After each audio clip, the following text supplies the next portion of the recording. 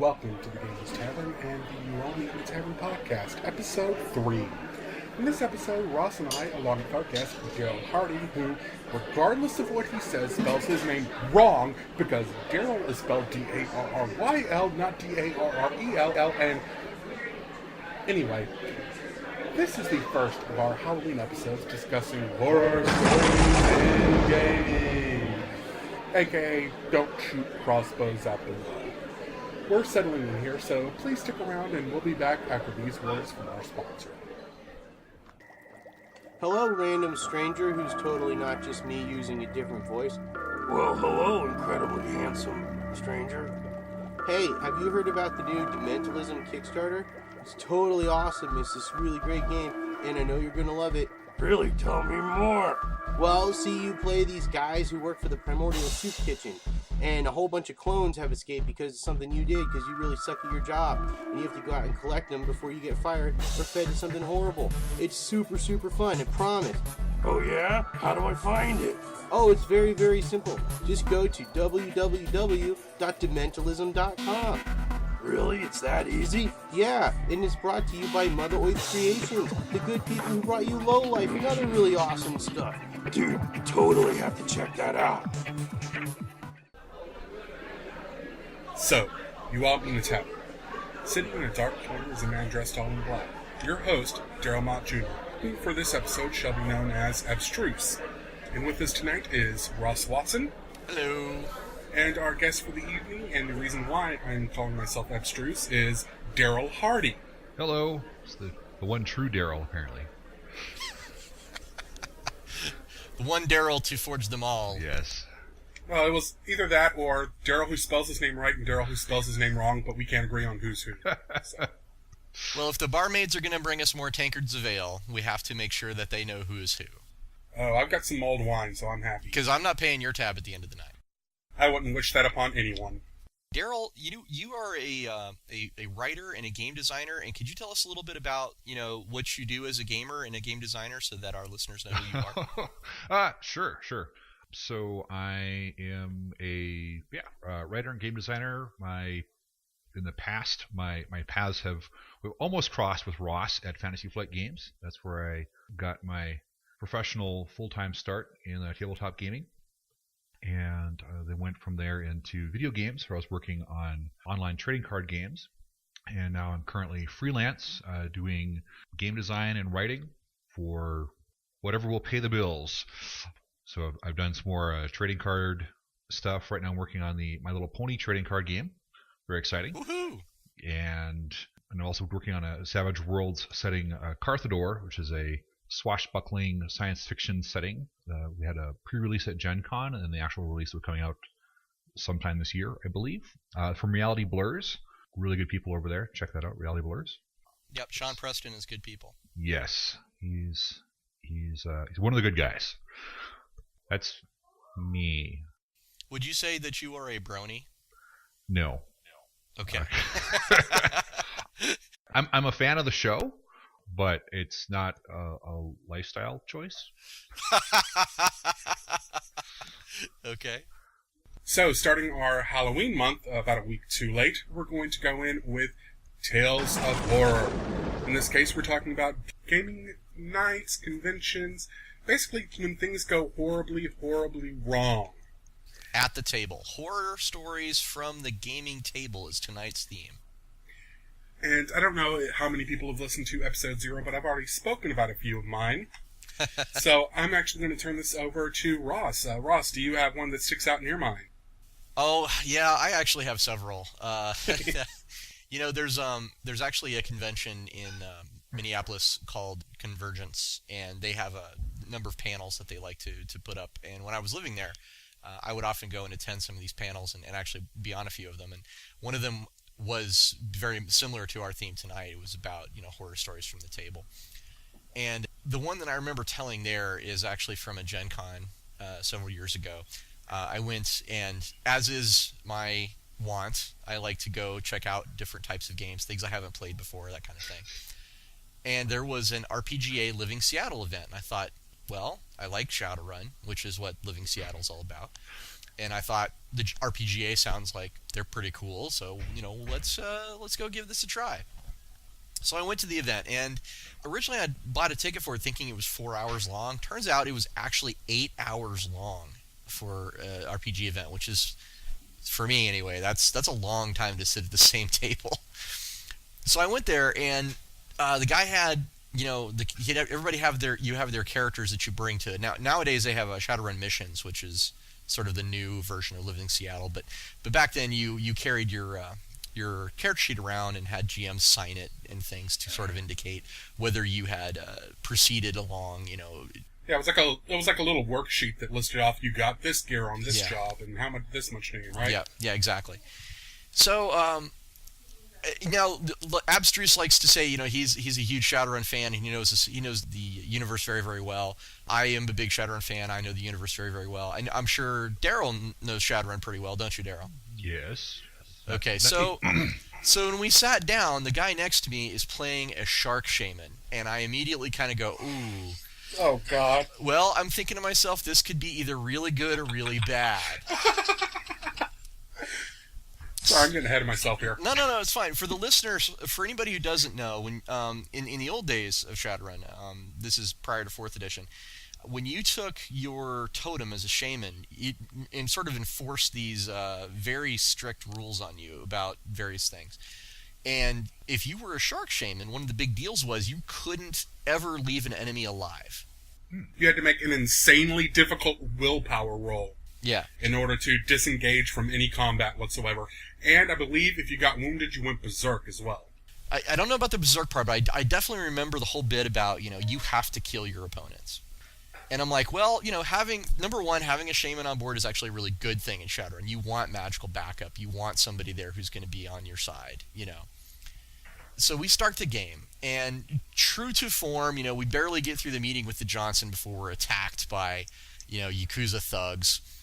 And, well, it's hard for me to say. I mean, you guys have probably know exactly what happens when you get to a table and you realize that the GM has a different idea of the game than everybody else is playing it. And it was pretty obvious that this GM really just didn't. I don't want to say he didn't know what he was doing, but he just every time there was a rules call of some kind, he just kind of hand waved it and moved on, and that was a little surprising, especially for my character was a decker and I had all these skills and things, and I'm like, I want to find out this, and he'd say, make a computer test. I'm like, okay, what's the difficulty? I don't know, just roll. All right, and that's fine. I'm willing to kind of roll with the flow if it's a good GM and everything's going to be okay. And I'm thinking, we'll see what happens. We get in this first fight. This is a really long story, I'm sorry. But we get in this first fight, and I'm like, oh shit, we got a shark shaman here. This is, we're going to have to just punch. I figure it's better for me just to go on the offense too, and that way, we can, if we put out enough offense, we'll eventually get out of this, punch our way through, if you will. And so I'm taking cover in my little decker with my little pistol. I'm not really good at anything. And then the shark shaman's like, okay, and then I do this, and I'm like, okay, what's he doing? Stun ball. I was like, huh, okay, I did not see that coming. And for those who don't play Shadowrun, stun ball is basically the equivalent of sleep. Yeah, and he follows that up with he has another turn because he has his magic reflexes on, and he gets out a gun and he shoots a guy, and I'm like, well, what's your gun? And he's like, oh, I've got the narcoject, which is like horse tranquilizers, and I'm like, am I sitting next to Shark Shaman Gandhi? Now I'm wondering if he's going to go around afterwards and just eat all the sleeping people. I was wondering. I was thinking maybe that's what he's doing. Yeah. I'm not sure. And well, it's fair to say this guy playing the Shark Shaman was not only sort of playing in a very strange way, but he was also kind of alpha nerding the whole time. And when he was just sort of trying to take control of the game, and it was uncomfortable. I wasn't having a really good time, and I was really surprised, just kind of shocked that this guy was playing a Shark Shaman so out of character. I was just like, wow, I don't get it. And about 4 hours in, there was a couple of people sitting next to me that had also sort of had the same experience that I'd had. So we broke for lunch at 4 hours in, and I said, I'm not coming back to this table. I'm done. And that was the story of the Shark Shaman from who knows where. I mean, it was really bizarre, and to this day I remember looking at this guy who's all like smirking and being the alpha nerd. He's all like, "Yeah, I'm a shark shaman," and then uses sleep spells and horse tranquilizer, and I'm like, "What?" And that's the story. To be fair, that's a very, very good strategy to use in Shadowrun, where you use non-lethal stuff, because sometimes the non-lethal weapons can actually be more effective than the lethal ones. But for that character concept, no. I just didn't see how you could get around the shark shaman's thing where Shark, your totem, says you have to kill. That's the part I was just like, I don't get that. It's like playing a paladin, and the first thing you do is get out a poisoned dagger, and you're like, dude, are you sure you're doing that right? You know? Are you stealing my stories for later?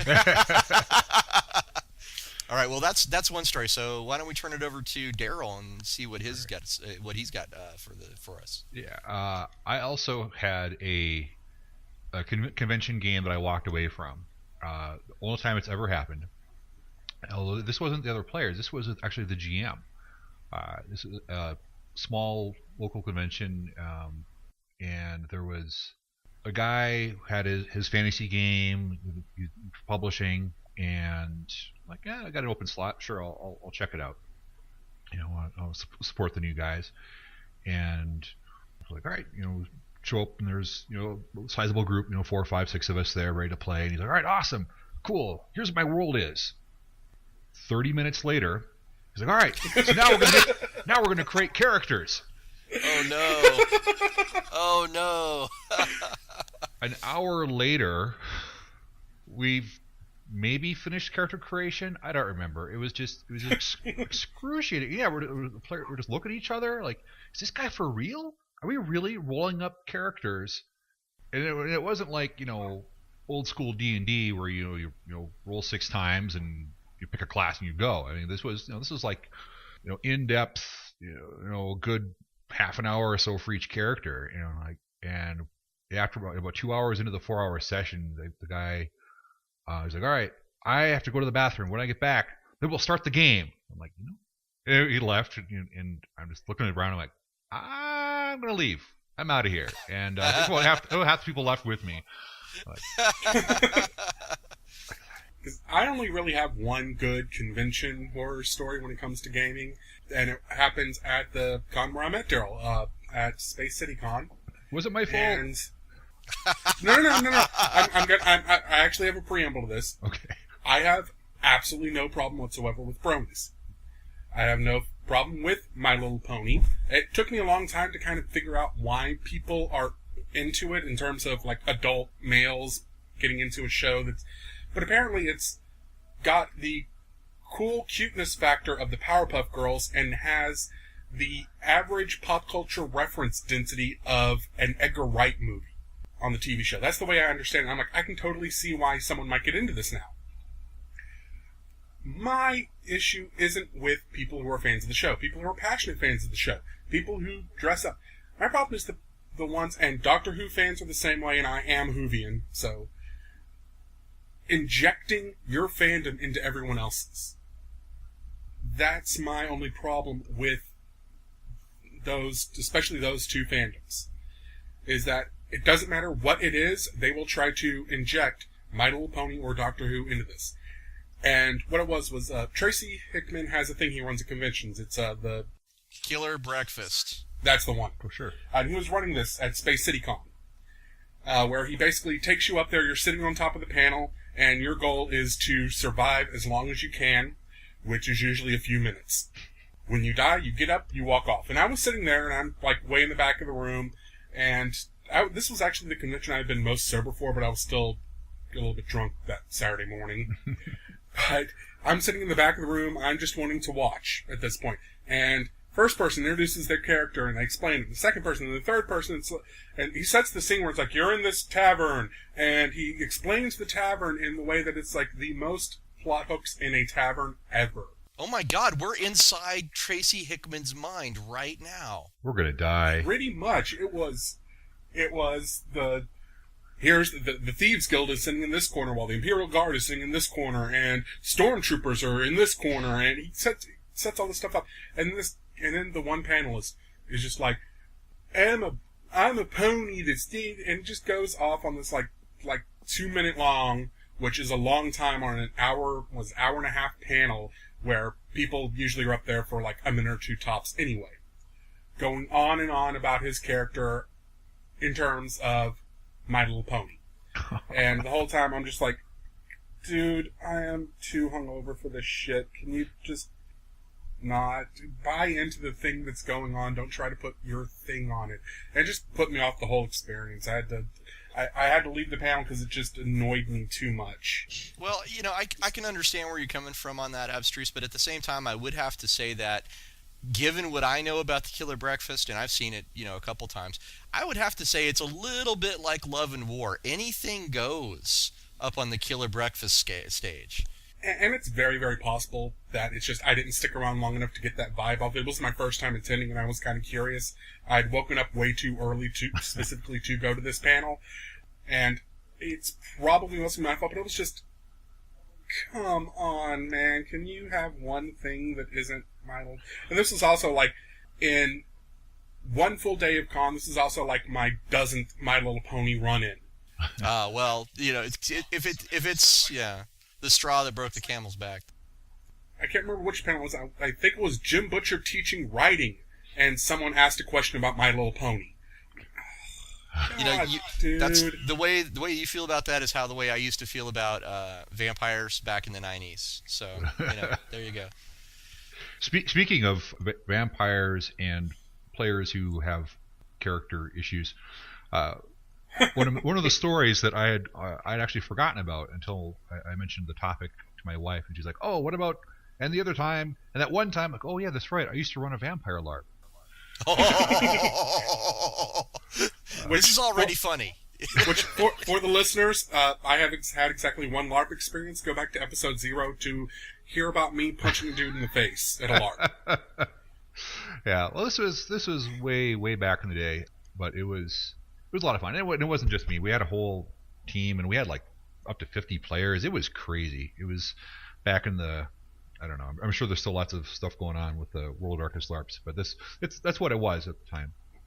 And we were starting up a new campaign or story arc, and so we're having a bunch of new players come in, and we're doing little introductory things, working with the GMs. And okay, so everybody work your write up your character stuff. Here's your stats, and then go meet with the GM to get signed off on.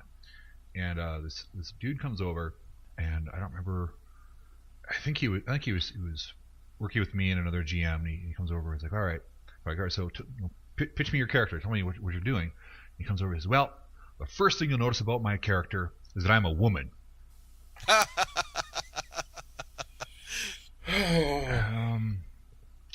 No. I'm sorry. No. And we're like, well, are you going to do costuming? Are you going... No, I'm just a woman. No. That's just not really going to work for us. I'm sorry. No. I want to point out to the listeners, if anyone wants to hire Darryl to do voice acting or maybe narration for your game, you should get in touch with him because he's obviously very good at it. In a world where vampires may be women, but you can't tell by looking at them. No.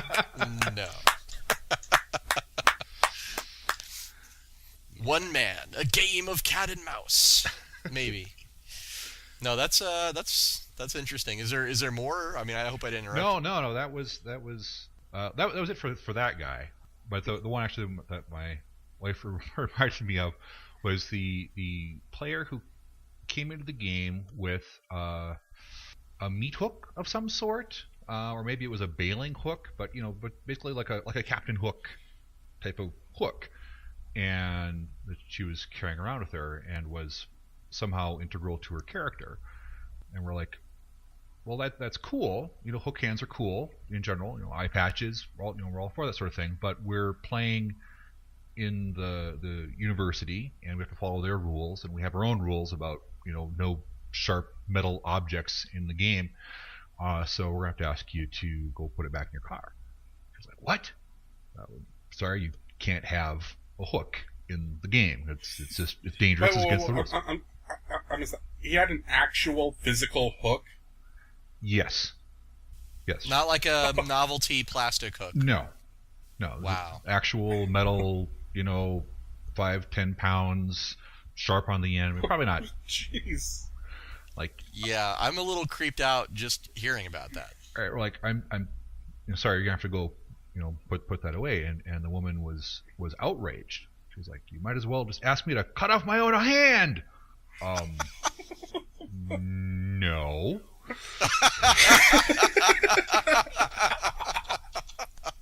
And she left.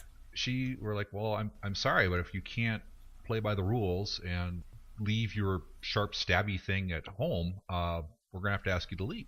She's like, all right, fine. And she stormed off, and we never saw her again.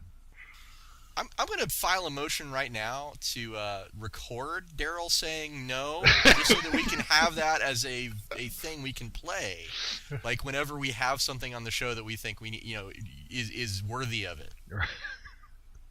Awesome. Well, okay, I want to actually take a moment to tell people that Darrell Hardy has been a huge help with getting my dark fantasy game, which is Accursed. Getting that off the ground, and it is kind of in the Halloween theme. We just recently wrapped up our Kickstarter on that. We made congratulations on funding. Thank you. We made about 218% over our original funding goal, and Darryl was a critical part of our world building feedback group, who gave us tons of great ideas about how to sort of improve the basic concept of the game and take it up into a higher level. Darryl was actually going to be a stretch goal. Unfortunately, we didn't quite reach that level where we were going to have him there. But I do want to, on the air, extend my thanks to Mr. Hardy for helping us out, and definitely check out his blog, Darrell Hardy. What is your blog there? DarrellHardy.com. DarrellHardy.com. But it's spelled correctly with 2 R's and 2 L's. And No, it's not. This is all leading up to a really cool segue where I say that Accursed is for Savage Worlds, and I have a story about a Savage Worlds game. See how that works? I like it. Mm-hmm. So I do have a story about a Savage Worlds game. Now, I'm going to have to be really careful not to name any names because it does involve, an actual creator of a game. Oh, so it's me, isn't it? No, it's not you. It's no one. It's no one we've ever spoken to, I think, on the show. So I'll just we'll just leave the names out of it. But I was at Genghis Con, which is a convention in Aurora, Colorado, where I actually got a chance to meet Darryl a while back. And it's a very good gaming con. It's all the good gaming bits from Gen Con without any of the waiting in line bits. And Genghis Con has a really big Savage Worlds community there. And my friends and I, we just sort of were looking around for a game on the last day of the convention, and there happened to be one, and I thought, well, this looks good. It's it's actually being run by the guy who sort of created the setting, so it seems like it would be fun. So we, myself, my friend Robert Dorff, and Tammy Keys, who is Bill Keys' wife. I've interviewed Bill Keys on my blog recently, so people can find out more about him there. But so and where can they find that again, Ross? I am rosswatson.blogspot.com for my blog, which is Rogue Warden. And so I interviewed Bill Keys on there, and it's about his wife Tammy, who was in the game with me, and Robert Dorff, who I will eventually interview as well. So the three of us are in this game, and the description of it is basically we are part of a organization that hires monsters to go investigate supernatural things and deal with them. And I thought, this sounds pretty cool. The pre-generated characters there's a vampire sorcerer on my right. I have basically Teen Wolf, and Teen Wolf is good at just at 2 things, which is kicking ass and scaring people. And Robert is to my left, and Robert gets the one human on the team, and his things he's good at is kicking ass and being a leader. He has people skills. And next to him is Tammy, and Tammy is playing the translator demon, and her skills are, you can probably guess, kicking ass and translating things. So I'm seeing, by just looking around at the characters and things, I'm like, okay, well, this is probably, this is Savage Worlds, it's fast, it's fun, it's furious. I imagine we're going to have some cool action scenes. I was kind of excited about it. So the GM starts the game and he says, okay, your organization wants you to investigate these killings that have been happening on a beach and find out what the problem is with these killings and make it stop. And I'm like, that sounds like the kind of thing you would hire a bunch of monsters from a corporation to go do. That's probably supernatural in its involvement. So we go check out the beach. And I should mention at this point, one of our people in the party is actually one of the creatures from the Black Lagoon. And it turns out that our company and her people like have an alliance, and that's why she's helping us. So we go down to the beach and we do some investigation, and briefly we find out that there are things coming out of the water who are attacking people on the land. And to stop this, we will have to go under the water out to find, whatever is doing this. And I'm thinking, okay, this could be cool. I'm Teen Wolf now. I'm Teen Wolf underwater. So we get on our, cool swimmy suits and we go out underwater and we go find that there is in fact a settlement of the creatures from the Black Lagoon that are in the underwater down by the beach. And we're thinking, well, it surely couldn't be them because they're allied with our company and the whole thing we do is protect people. That seems weird. Well, all right, so we're investigating, and we go into the town, and it's been 2 hours of this game, and there's not been any combat so far. So, once again, Teen Wolf is good at two things, fighting and scaring people. It's safe to say I'm not really having a lot of fun after about 2 hours. But we get down to the city. We eventually figure out that what the problem is that the creatures in the Black Lagoon have colonized over an existing city that used to belong to the mermaids. Ooh, the mermaids. I'm thinking, okay, well, maybe this is the bad guys. So we swim out to check out the mermaids, and yes, the mermaids have their own little city further away. And they're like, oh, we're glad you came. We have been killing people on the beach to get your attention because we want you to intervene and get rid of the creatures in Black Lagoon and give us back our city. And I'm thinking to myself, no. Can I get Darrell Hardy no on that? No. Yes, that's what I'm thinking. And Robert, who is playing the leader of the team, and he's next to me, and Robert's like, we were told to stop the things from killing things on the beach, so we're here to tell you to stop that. Don't ever do that again. And the mermaids are like, but, the creatures from the Black Lagoon. You need to intervene and get them off of our old city. And we're like, nope, that's not really our job. We kind of found, the source of the attacks, and we're ready to stop that. And, all right, so we're now 3.5 hours into the game. It's a 4-hour slot. No combat. None. Just want to remind everybody listening, all of the characters have extensive skill in kicking ass. So I have a full stack of bennies in front of me, and I'm like, okay, well, we know it's them. They've admitted it's them. Let's fight. I look at the GM. I said, all right, I'm going for it. We're taking down the Mermaid Queen. This has got to be the big climax, right? This has got to be the big thing that's been leading up to this. And he's like, oh, there's a giant kraken and tons of guards. It would be suicide to attack the queen. And I'm like, wow, we didn't see this before? Nope. Okay. Well, I said, you know what? That's fine. I still have a stack of bennies. Stealth kraken. I'm still really good at kicking ass. So is everyone at this table. Surely we can do this. I'm like, come on, who's with me? And everybody at the table's like, yeah! We're doing this. Let's take down the Mermaid Queen. And the GM is just like, okay. And he insists that we have to find some kind of peaceful solution. So Robert says, okay, fine. He says, I am good at lying to people, so I tell her, that's fine. We will get up the chain to the top of our corporation, and we will move her ancient enemies, the creatures of the Black Lagoon, off of their city. We will do this for you. Let us go, and we will do that. And the Mermaid Queen says, okay, that sounds like a good plan. And we leave, and Robert says, as soon as we are away from her city, I contact the creatures from the Black Lagoon and say, hey, guess where all these people are who are your ancient enemies? We have their location, and they're not expecting you. Have a nice day.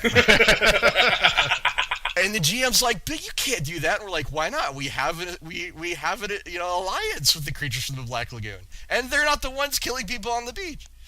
So this came to be known as the Kobayashi Maru of role-playing games, because the GM insisted that the bad ending was what we had done, and that the only way to win was to basically appease the terrorists and do what they wanted. And I'm like, I came here to be a hero. Teen Wolf is a hero, man. He does not give in to this kind of terrorism, demands. That's crazy talk. And just like everybody at the table just could not figure out what this guy was thinking. And I won't say that we didn't have any fun, but it was mostly just due to the fact that Tammy and Robert and I all kind of knew each other, and we enjoy sort of role playing, even if the game doesn't really support it. We'll role play with each other and have a good time.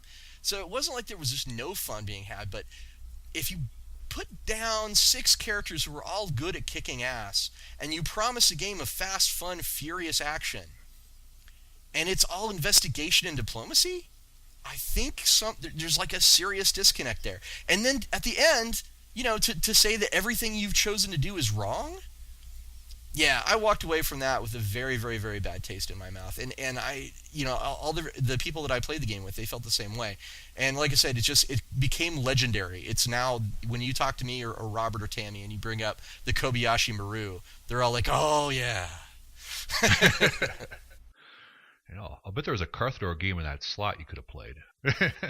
There was certainly Harley Stroh was there running Dungeon Crawl Classics, and I was like, man, I really wish I'd have been in that. But I would have totally played Carthador, because I imagine that there was actual, action and heroism in your game. Well, you like Robotech?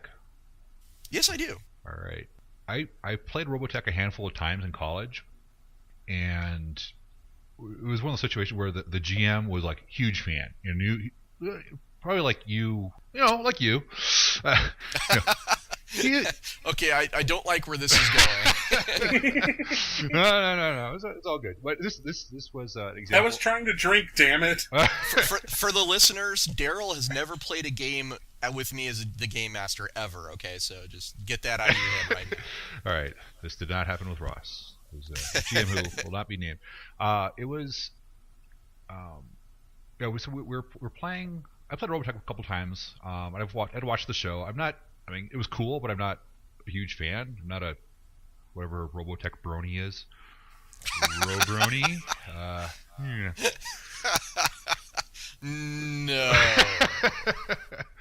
No. What we were. It was a small. Was it just 2 players? I don't remember. Anyway, so we were playing. We're playing. This time, I was responsible for the horror. I was the bad player. Oh boy. It was me, and I don't specifically remember one other player, and we were both, for whatever reason, playing female pilots. Because of course, if you're playing Robotech, why wouldn't you play a pilot? Pilots are awesome, and we were. That is a very good point. Kind of like MechWarrior in that regard, where I never played Robotech because I never got into the series. But is it kind of like BattleTech in that way, where it's if you're not playing a mech warrior, there's no point? Yes, very much. I was like, yeah, pretty much. I have a review of it on my blog where I cover that exact. Yeah. Like, well, you could do something else, but why? Yeah. If you want to play janitor on the Death Star, I guess you could, but who's going to be having more fun? Everybody else. So anyway, yeah, we were playing. I guess it would be the post.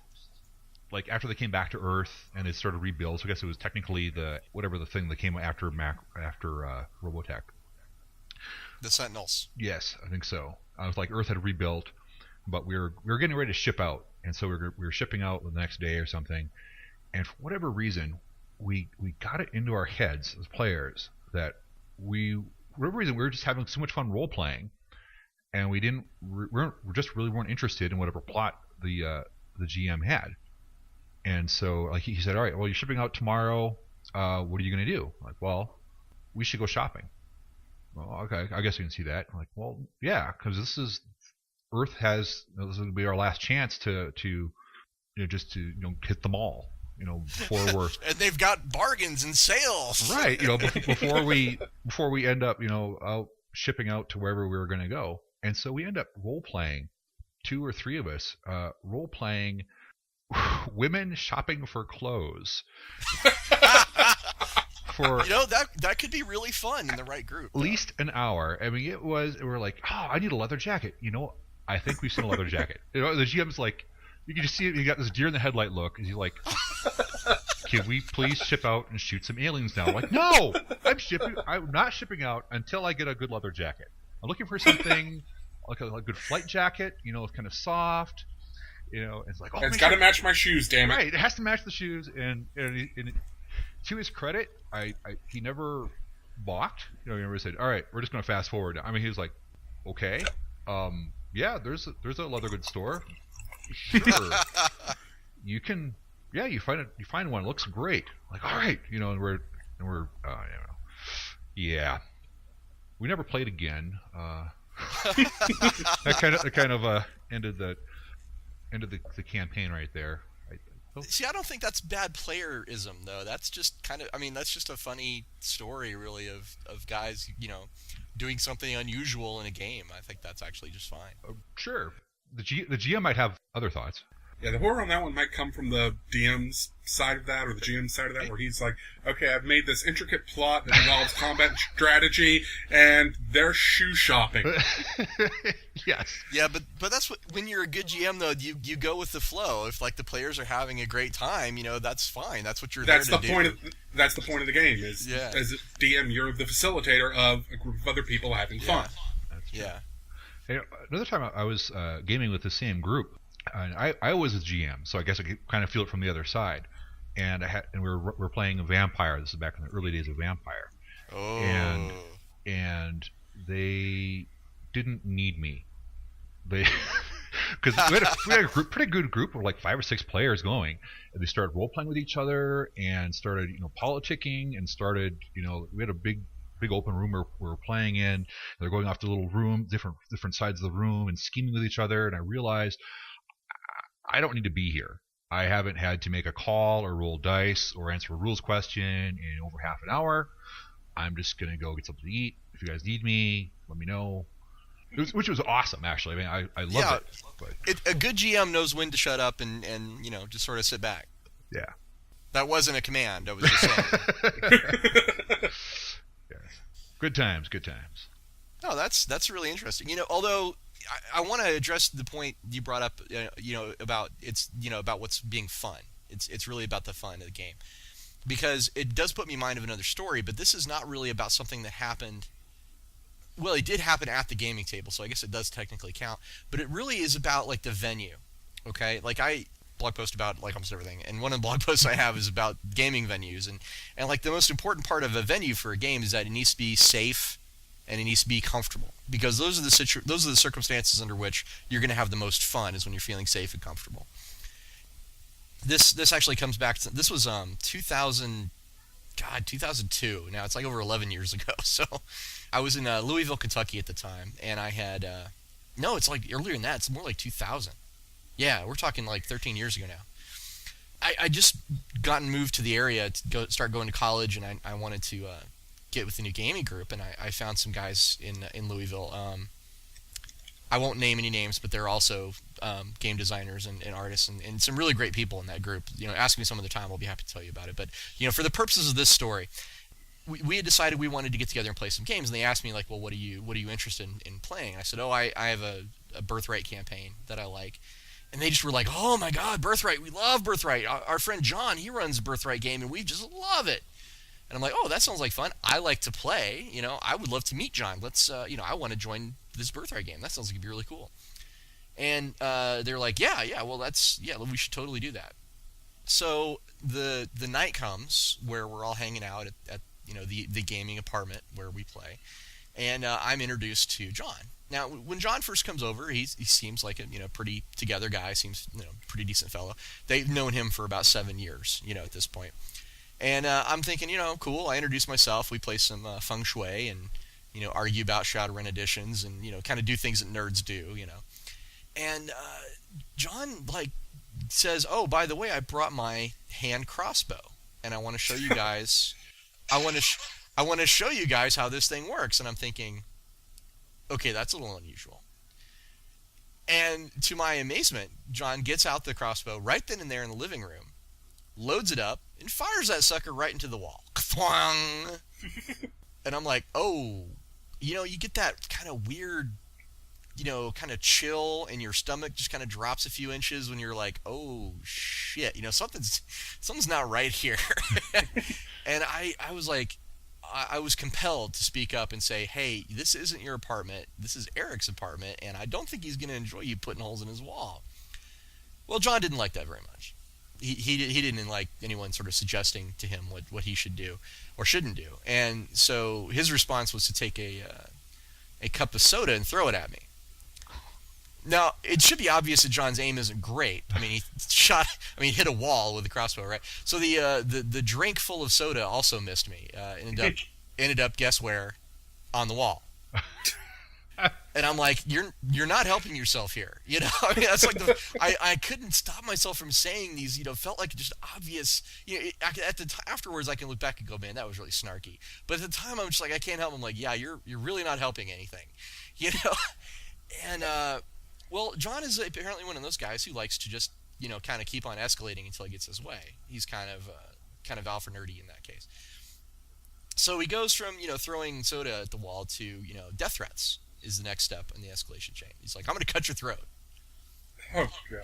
I'm like, okay, yeah, this is not working out. So, you know, we cut that visit short. The next time we got together... There's a next time? Yeah, I know. Surprising. I didn't know he was going to show up. He just kind of did with a friend. He just kind of showed up with a guy I'd never seen before and never had after. And he showed up, and I'm like, well, you know, what the hell? Maybe I'll try and smooth things over. I'll say, hey, so I hear you're starting up Birthright again, because that's what the rumor was, is that after he'd heard that I was starting a Birthright game, he was going to restart the one that he had done. And I said, well, maybe you have room for another player. You know, let's try to work this out. Well, John Oden didn't want none of that. And apparently the friend he brought over was like, for the whole purpose of this was, I guess, backup. I mean, I'm not sure.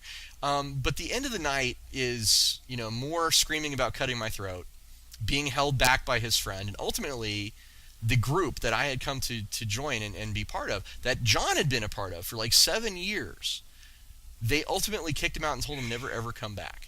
And I'm like, wow. I mean, holy, you know, over like 48 hours, this whole thing happened. And, you know, it went from, you know, crossbows being shot into walls to, you know, people having to keep this guy from like leaping on me with a knife or something. It was pretty nuts. It's the most craziness I've ever seen, and based around a game. Like, because that's what it was all about, was, you know, he didn't want me in the gaming group. And, you know, to throw away 7 years of friendship over it, it was kind of like, wow, I was speechless. I honestly just didn't know what to say. I went on to game with that group for 3 years after that point and then I left Louisville to move to Maryland. But some of those guys are still my friends, and it's, you know, you basically just have to say, hey, you remember that time John shot a crossbow on the wall? Oh, yeah! I mean, yeah, it was stamped indelibly into the memories of everyone, and it was, you know, it was pretty horrific in terms of just, like, interpersonal tension around the table, because that's never good. You never want that to be the dynamic. Yeah, do not game with your ex and her current husband, for the record. Whoa. Yeah, that sounds like good advice. I was going to say Ross wins, but I don't know. You might have a story here. No. We actually got along pretty well. Okay. But you could cut the tension with a knife at the table. So it was a very, very... Basically, everyone focused... No table talk, no nothing. Everyone was focused on the game. Completely. And the thing was, he kept trying to pull these weird stunts in the game.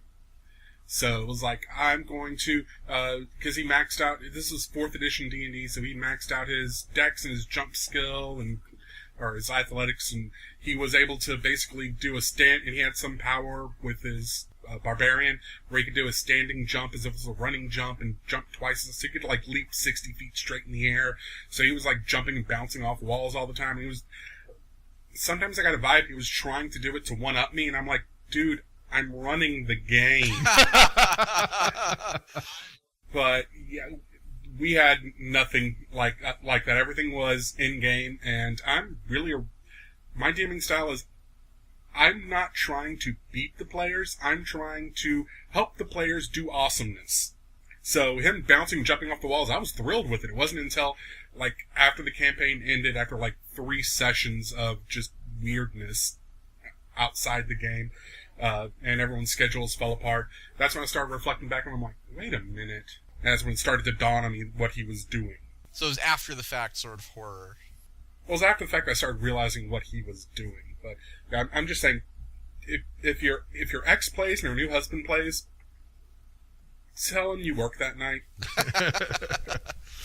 Well, I don't want people to listen to this episode and think that they shouldn't go try out new games or new conventions or anything like that, because you totally should. You should go experience new games at every opportunity. And I think conventions are a great way to do this. And if you're joining a new group and things, but there are ways to do it to sort of minimize the danger of being caught in a horror story. Maybe that's something we ought to go over briefly. Well, at conventions, it's a lot easier because you're in a public setting, so you don't have to worry about that whole safety thing. Most conventions have security for that reason, or it takes place in a hotel who has security, or who has the cops on speed dial. So you don't have to worry about any sort of personal threats for the most part. Crossbows or hooks, yeah.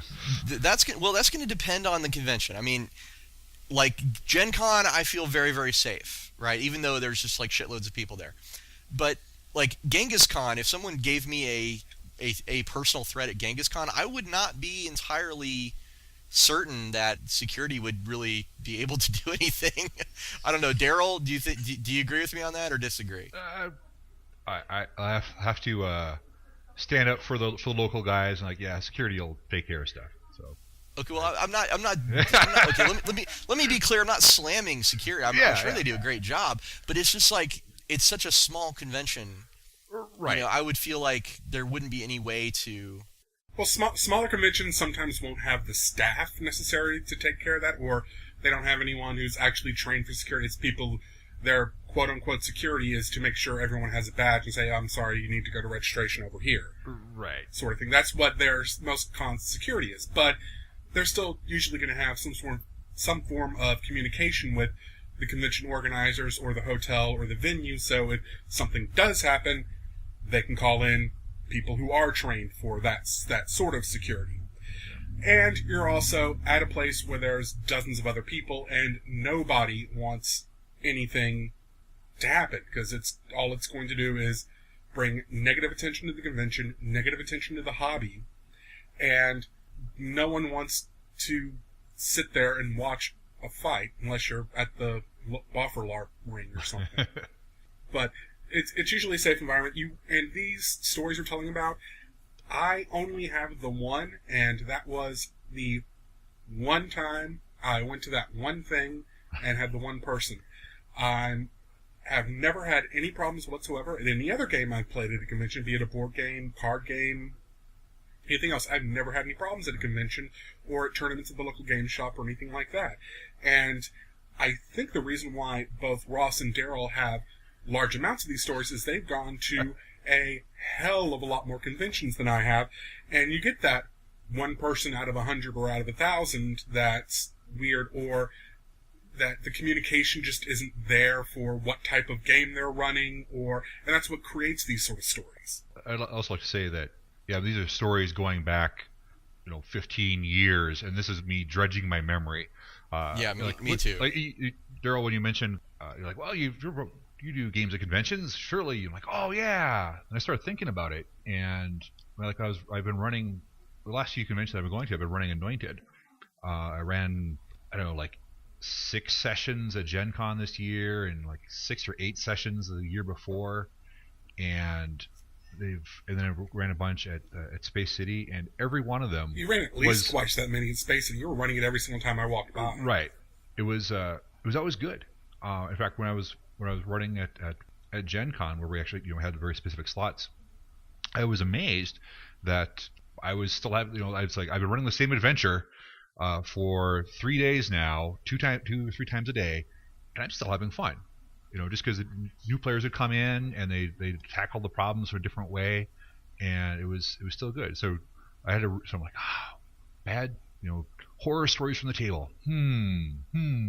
Well, I should really point out that if people are really interested in finding out more about this particular type of story, and sometimes it can be really entertaining, I would actually point you to rpg.net and do a search for the Creepy Gamer thread. You can just throw that into Google, and it's actually infamously long and full of just crazy, ridiculous stories from people yeah, that's probably the best resource I can think of if you just are really interested and don't have anything, if you want to find out more about these kinds of horror stories, go to Google rpg.net and the Creepy Gamer thread and see where that takes you. Are you guys familiar with that? No. Sounds dangerous. Possibly that one. I've listened to a lot. I've read a lot of threads like that. There's one that's absolutely legendary. It's the guy who he actually ended up having I'm not sure if it was on Ian World or RPGNet, but it was he ended up with a dozen different threads, him telling these long stories of gaming that were obviously exaggerated to be humorous, but you can see the underlying truth in it. Every gamer, if you play long enough, is going to end up with some sort of horror story at some point in time. And the thing is, though, the fun experiences always outweigh the horror stories. Yes. In my experience, they definitely do. But the horror stories are sometimes just kind of, fun. I mean, they're just like stories you tell, in your social circles when you're like, okay, let me tell you about this one time. Because you're just sharing that experience with other people, because sometimes it's so absurd. Kind of like my story with John. It's just so absurd that you want to share it with people and say, oh my god, I can't believe this happened. You're not doing it because you're mean and you want people to hate John, or you're doing it because you want them to hate your hobby, or it's not even really a warning. It's just sort of saying, here's something crazy that happened to me this one time. It's like, I went to this party and got so wasted, and then it's those sort of stories, and it's something that gamers usually collect over the years. And we swap them a lot. Like I said, the very first podcast, episode 0, I couldn't resist but telling my best ones, which is why I've been rather quiet this episode. It's because my best ones are in episode 1. You do remind me, I have a LARP story I can tell. It's not really as entertaining as yours. But I do have a LARP story. So this is when I was living in Louisville again, and there was a convention in Bowling Green. And part of the deal about this convention at Bowling Green is that it had a big LARP, and it was actually mostly LARP and like 75% LARP and 25% convention. And I thought, what the hell, I'll go. This is at the end. It was probably 1999, so right at the end of the sort of tidal wave of White Wolf dominance, the industry. I went with a friend of mine, and we decided, we're gonna do this right. We're gonna go in costume. We're just gonna do it right. If we're going to a vampire LARP, we're gonna balls out. So my friend, he gets he decides he wants to be a Nosferatu, which is the really ugly, nasty looking vampires, and he puts all these fake worms coming out of his skin, and he just, God. I mean, he went to town. He looked disgusting, and it was awesome. Sounds awesome. And I thought, let's both be Nosferatu. I could do that. And the other thing that Nosferatu can do is they, since they're really nasty looking, is they're good at concealing themselves and things like that. And I had just bought this beautiful I got it for $50, so it sounds like it's not that pretty, but I got a really nice cloak, full length cloak, black, silk on the inside. I was really, really proud of it. I'm like, I'm gonna wear my big cloak. It's gonna be awesome. We're gonna be the best looking vampires there. So we go to this LARP, and there are other people in costume and everything, but they're much more understated. It's like a pair of fangs and a nice shirt. And so we're sitting in the front row. We're like, okay, we can't wait to get started. This is gonna be awesome. And they start handing out characters, and the organizer's like, okay, so tonight we're gonna do this vampire thing, and we're trying to keep a low profile, and you in the cloak, yeah, you need to lose that. That's just dumb. I'm like, oh, wow, my dreams are crushed within 10 minutes of starting this thing. And they gave me a character who, it's not a combat character, but I'm okay. I'm fine with that. It's like it's a LARP. I'm not here to kill people. I'm here to have a good time. I just wanted to sort of get involved with the Camarilla, and at the time, there was this big sort of they were a little pretentious about how deep their storytelling was, and how it was not your typical hack and slash type of experience. And I'm like, okay, yeah, well, it started out on the wrong foot. Maybe there's something better to this. And we role played for a couple hours, and it was actually really good. I enjoyed what I was doing, and there were some attractive girls there, which was never hurts. And it was quite enjoyable. And then about 2 hours into the event, and I want to be clear, this is like an 8 or 10 hour event. So about 2 hours into the event, I'm sitting there talking to somebody about one of the various plots going on. Somebody runs by and throws a piece of paper on the ground. and on the piece of paper is written satchel charge. And a GM shows up and says, all 3 of you are now dead. And I said, well, this has been fun, sort of. And I terminated my involvement in that LARP at that point. I said, this character is now dead. And they're like, you can get a new character. I'm like, no, I don't think I want one. So I went back to my hotel room and watched movies for the rest of the night. And I didn't really regret it. I got to be honest with you. So that's my LARP story. A lot of the stories when it comes to those sort of games seem to come from miscommunication between the person organizing the game and the players. Every single time I've ever tried to run World of Darkness, I've only ever LARPed once. It wasn't my game, and I got kicked out really fucking fast. But every single time I've tried to run Tabletop Vampire for my friends back in high school, we never got the tone right, ever. Because I would write these big, intricate political things, and then they would show up with their Malkavian characters and their Brujah and try to start fights with everyone. And they were kind of treating it more like a dungeon crawl. It's like, oh, this is the enemy. We got to kill him and move to the next one. I'm like, no, you're supposed to talk and interact. And yeah, you're absolutely right. That without that paradigm, it makes it really. It puts the onus on the GM and the players to have that conversation beforehand. Like, okay, here's the type of game it's going to be.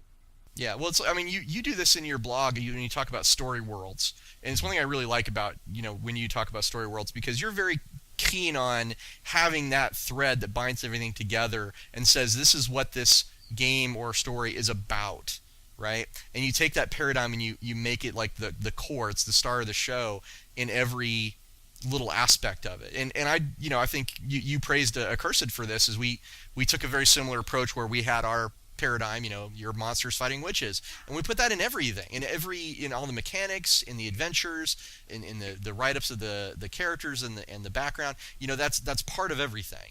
Well, people might think of it as railroading, or like, well, what if I don't want to play that type of game?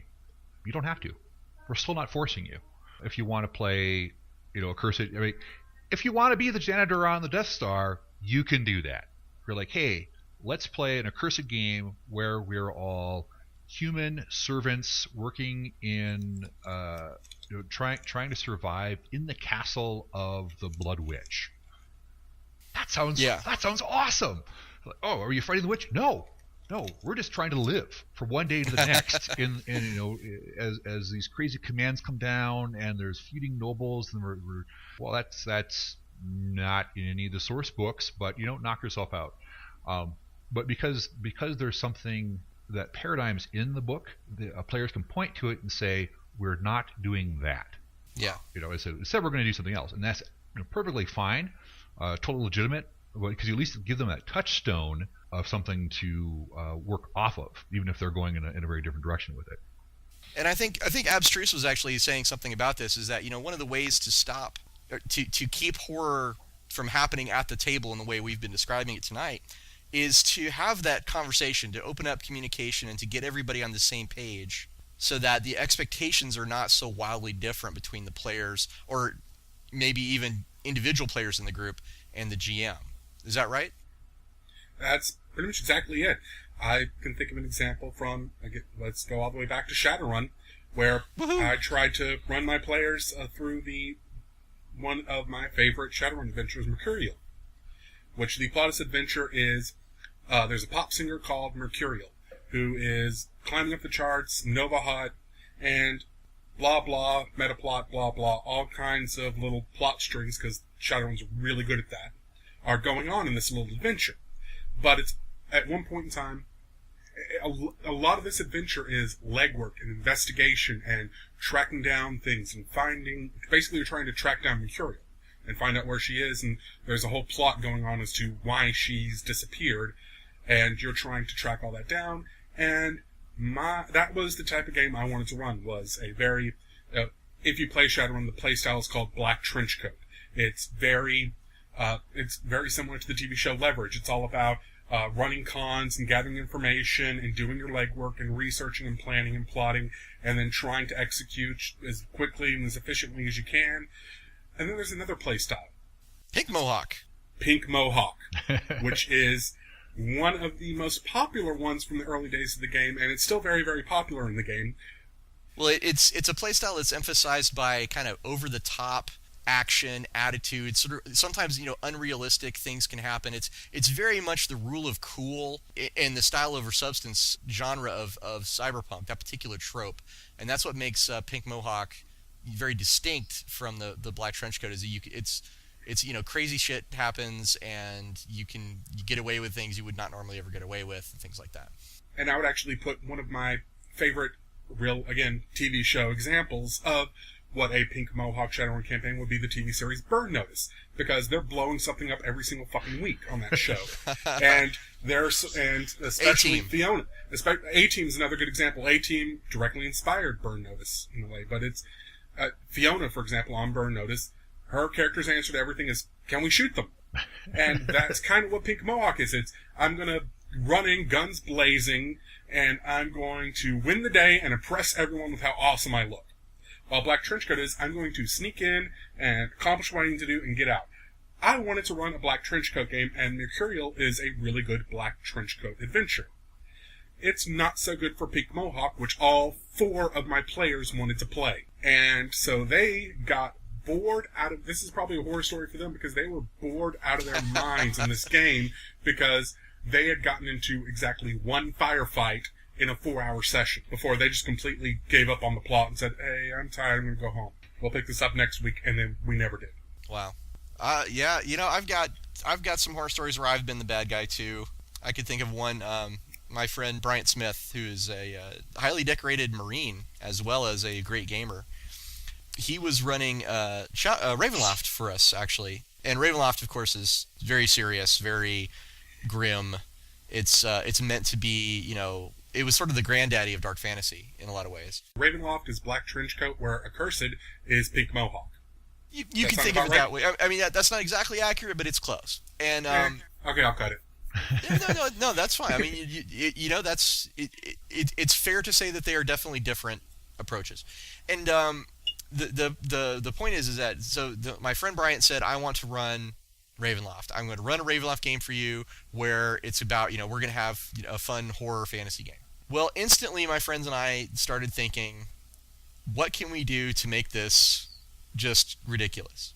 And the first now this is, this is 2nd edition Dungeons & Dragons, and we thought, well, probably the worst thing he can throw at us is going to involve saving throws, because there's usually, a lot of bad things in 2nd edition D&D offered a saving throw. Vampires, liches, necromancers, they're all over the place in Ravenloft. Right. And we're like, well, we'll probably, we can't count on getting a saving throw, but we can bet on probably getting offered one most of the time. So we said, what's the one thing we can play where we're guaranteed to have lots of great saving throws? Dwarves! So we all decided to play dwarves, and we're like, okay, here's the fun part. Since Ravenloft is sort of, it's a meta plane where all the other game worlds can sort of meet and get together, we're going to play a dwarf from each of the different game worlds. Oh, God. So we had a Forgotten Realms dwarf, we had a Dragonlance dwarf, I played the Birthright dwarf, and it was... Poor Bryant, man. I mean, and I gotta admit, I was the ringleader on this. I mean, I totally got everybody like, yeah, let's do this. This is gonna be awesome. So Bryant's like, okay, there's a terrible monster, and it killed this guy in an alley, and we're all doing our worst Scottish accent we could possibly come up with. We're all like, "Och, shouldn't be Gora. We're gonna have to investigate. It's probably orcs," And Bryant's just like, oh, God. You can see on his face. He's like, oh, God, this is not working. And, I don't want to say we ran roughshod over his campaign, because Bryant is a very talented GM. Most of the things he threw at us did have saving throws, and most of them were pretty trivial to dwarves with really high constitution, which is what we all were.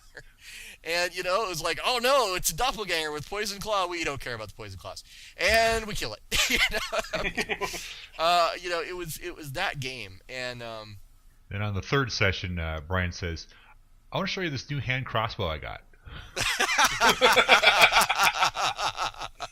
Yeah, I think about 3 sessions is all that lasted. But, this actually reminds me of, I'm going to keep talking for a little while, I guess, just because there is another similar setup, although this time the GM was really asking for it. And it's another really, really good friend of mine who I can't believe is still a really good friend of mine, actually, considering what happened. But I have a friend, and we were having a conversation about game design, because that's what I did. I like to talk about what I felt were strengths and weaknesses of different games. And this was back right after I got out of the military. It was 2000. I was living in Louisville, and the subject of the Rifts game came up, and I happen to be a big fan of the Rifts setting. I think the setting is fantastic. But I mentioned to the GM, I said, I think, I just, one thing I really can't get my head around is that there's no game balance. Like, all the archetypes are just kind of all over the place, and they can really unbalance the game. And, when two nerds who love something start talking, before long you're escalating, and you go from, like, a polite disagreement to, nuclear options, right? And our discussion degenerated to that level fairly quickly. And the denouement is when the GM, who looks at me and he's like, "You cannot make a character who will break my game." Oh, never say that to a player ever. And I said, "Challenge accepted." That's why. And, it's a extremely memorable Rifts game. We still talk about. I mean, I talk about it probably at least once a year. Just this crazy ass Rifts game we played, because, we took that challenge to heart. And a friend of mine said, "Okay, I'm playing a dragon hatchling ninja, because why not?" And I said, "Okay, I'll play the alien superhero Cosmo Knight, because why not?" And before long, we figured out that the dragon had a thing that made him immune to physical attacks, and that I could fly at Mach speed, and the dragon weighed several tons, and if I flew at Mach speed and let him go, it was like an asteroid hitting the Earth.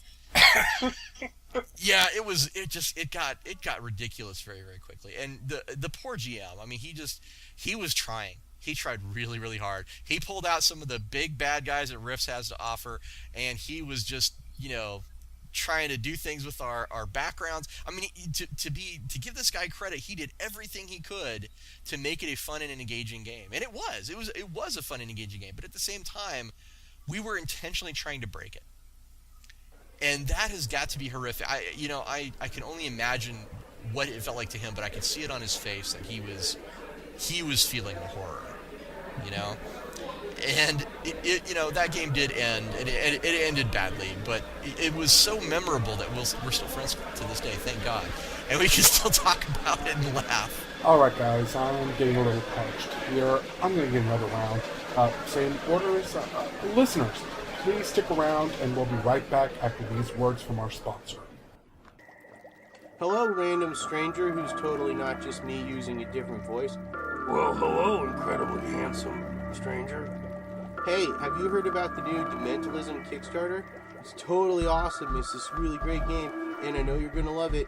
Really, tell me more.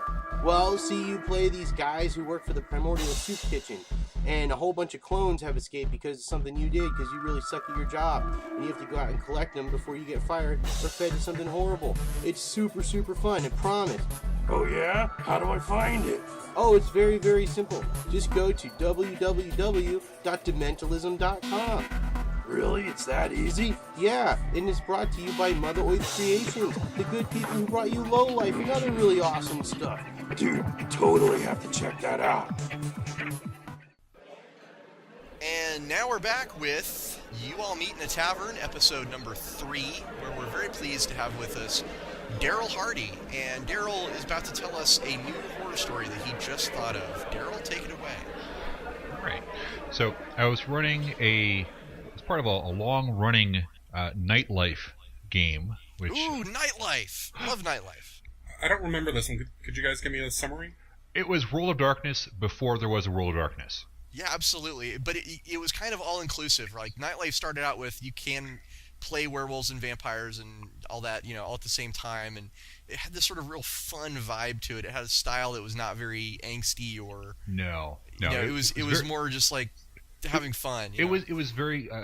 splatterpunk was the genre that it claimed. And it just grabbed it and ran with it, and it was awesome. We absolutely loved it. It's starting to sound familiar now. Okay. So it's kind of like a Dresden Files, or even more so than Dresden Files when it comes to the absurdity sort of thing. Is that it? probably on par. I've only read the first couple books, but it is very much that same sort of yeah Dresden Files. I'll give it that. And I'll spare you the big setup, but the group ended up in the far future, or in the post-apocalyptic future, like happens. And of course, I'd set up this sorcerer as the big bad guy. He was the head of a nearby village, and of course it's all post-apocalyptic and I think Mad Max type of thing. But there's the idea is that because of all the ash and stuff in the air, the sun never actually shines enough to damage the vampires and all the creatures that are damaged by sunlight. And so what you have is these monsters that in the normal game are only come out at night. They're lurking in the shadows and stuff. They're running around and pretty much ruling everything because they can. And so the PCs are here and they're trying to fight to keep humanity alive. But there's this big bad guy as the sorcerer, and they were supposed to go sneak in and take him out. So somebody would help them. I don't remember why they're doing it, but anyway, he was outside, and he had like the whole community gathered around him, and he was rallying the troops, and saying they had to fight the monsters or something. I don't remember what it was. And the PCs are there in the group, and I'm thinking, well, I don't know how they're gonna take this guy out because he's super super tough. He's surrounded by all his guards, and he's as often happens as a GM, like, this is gonna be really hard for you. I don't know what you're gonna do, but I'm sure you'll figure something out because you're PCs. And so of course, my wife's character has this ability, crowd control, which she has used maybe once in the campaign. It's a very specific power. She's like, I have this power. Yeah, I'm going to try and use it. Oh, cool. This is a good time to use it. What are you going to do? She's like, well, let's start. So she joins in with the crowd and yeah, let's go kill those guys. Yeah. She's like, yeah, you know what? Maybe we should kill more people. Yeah, we should kill that guy up there. Yeah. Wait. Your wife started a riot? Yeah, essentially yes. And awesome. she's making the rolls, and they're all like, wait, why do we want to do that? Well, he's full of power, right? Yeah. And if you kill him and eat him, you'll get his power too. Yeah. They weren't cannibals at the beginning of the scene, but some excellent role playing and a few good skill rolls later. She incited a cannibal riot, and combat was avoided by the PCs. Wow, that's an interesting interpretation of horror at the gaming table, because the horror came from what we did, but it wasn't fun. It was just, wow, what did we just do?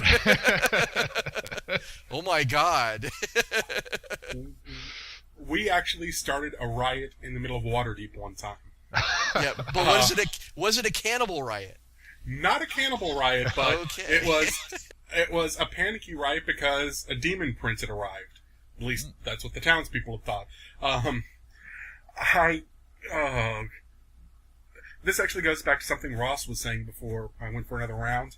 That look of horror you can see on a DM's face at times when you make that choice that you just know has completely derailed the campaign, and it's like this 1,000-yard stare.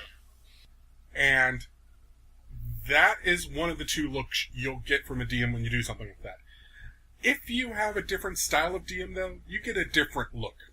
It's the look of, I can't laugh. I should not laugh.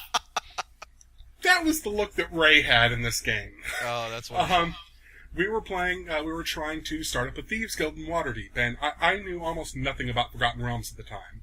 But looking up and rereading later on I'm actually trying to recreate the campaign he did, because it was so much fun. But it's a little bit harder to run now because we're older and smarter and we don't do stupid shit like we did here. But the whole point of this campaign was we failed constantly, and it was so much fun. Because we were the worst Thieves Guild ever. It was like the Three Stooges opened up Thieves Guild in Waterdeep. And my favorite story, I'm not going to tell you because I'm actually converting it into a short story that I'm going to hopefully publish. But my second favorite story involves, we were hired to steal a MacGuffin off of someone who was in charge of the city. Apparently it was some lord or something. And this was my attitude at the time. I look it up, I'm thinking back on it later, trying to reflect on it. I'm like, oh my god, we were stealing a magical item off of one of the Lords of Waterdeep at first level. Ballsy. And that was our plan. That was our goal, was to steal this item off of him. So we go into the trading just because we know he makes his rounds every day walking through this district. So we set up this intricate plan. We spend like an hour posting people at specific points where, just in case, hopefully someone will make their pickpocket roll and get this thing. Because we knew where he kept it on his body, so we could go and get it. And he had his 4 guards and everything else. And the whole thing was, this guy goes up and he tries, and if he fails, this one goes up that's 20 feet down, and this one's like 15 feet down, and then these two will go at the same time, and it was like 7 of us, and we all had our little roll, and I was way at the end of the thing, and we're actually playing a campaign where the source book, I can't remember what it's called, but this was 3rd edition early on, and it was the source book that allowed you to play monstrous characters. So Savage I was actually Species. That's the one, thank you. I was actually playing a werewolf. And I actually went and, apparently I made the smartest move in the game because I went to the registrar's office and registered dog tags, licenses for my wolf as a pet. So that I could run around town with the collar on and people just think I was a big dog and leave me alone because I was owned by someone. But anyway, and there were a lot of these guys in here, and the player number 1 decides he's going to pickpocket him. And he fails miserably to the point where he is spotted and noticed, and the Lord's bodyguards kind of jump on him. Player 2 is the next one down, is like, oh my god, this has all gone to shit, we need to get out of here. He was playing a tiefling. His response was, in the middle of the trading district of Waterdeep, I cast darkness at high noon. So all of a sudden there is a 60-foot sphere of magical darkness in the middle of this that he's trying to escape out of. Everyone starts freaking out because what the fuck's happening, blah, blah. And this is like, he's running out of like 1st and 2nd edition rulebooks. So this is before Spell Plague or any of that shit. It was even before the Sundering or any of that stuff that the Cataclysm, all of that hasn't happened yet. So they're not used to these big world-shaking events happening every week. So all the people are panicking about this. And he cast his darkness so he could escape because he was a self-serving bastard and wanted to make sure he got out. So he cast the darkness, and now, instead of, being smart about it and, trying to casually sneak away, which is what I did, I said, okay, I'm going to slip off my tunic and transform, and I'm going to calmly walk away in wolf form with my dog's tags and license, and let them deal with this. Because I was being a selfish asshole, too. My character lived, for the record. That's the only thing that kept this from being a TPK. That and someone else just bolted.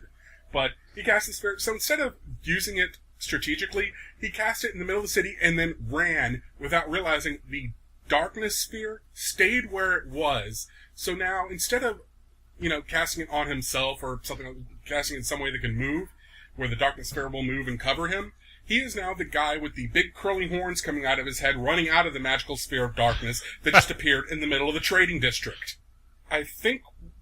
I'm not sure if my DM kept rolling or not, but we lost count at 13 crossbow bolts in him in the first round. Wow.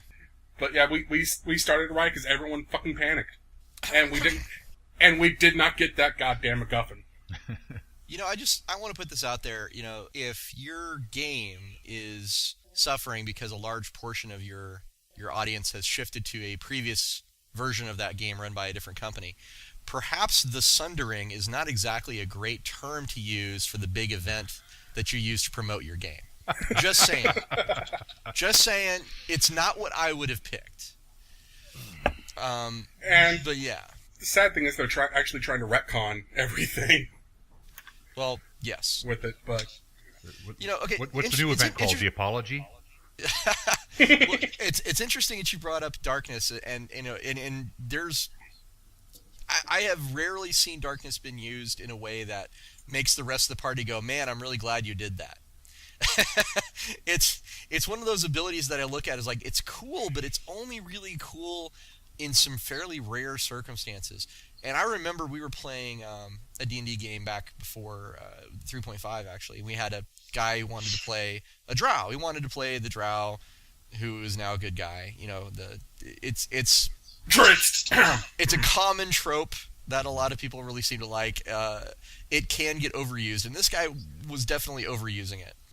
And let's just say he really, really liked throwing darkness around because he had all the requisite feats and everything for blind fighting. The problem is that none of us did. And our party was pretty heavily melee focused, so hitting things with swords that were right next to us is kind of what we were all about.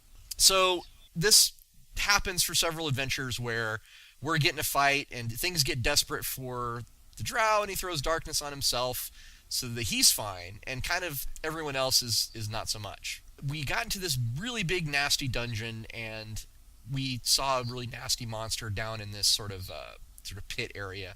We all roll for initiative, as you do. And the guy playing the drow wins initiative, and he says, I jump down there and engage it, and I'm going to cast darkness. So he does that. He jumps right down there, and a big ball of darkness appears. And the GM says to the next person in the party in line, says, what do you want to do?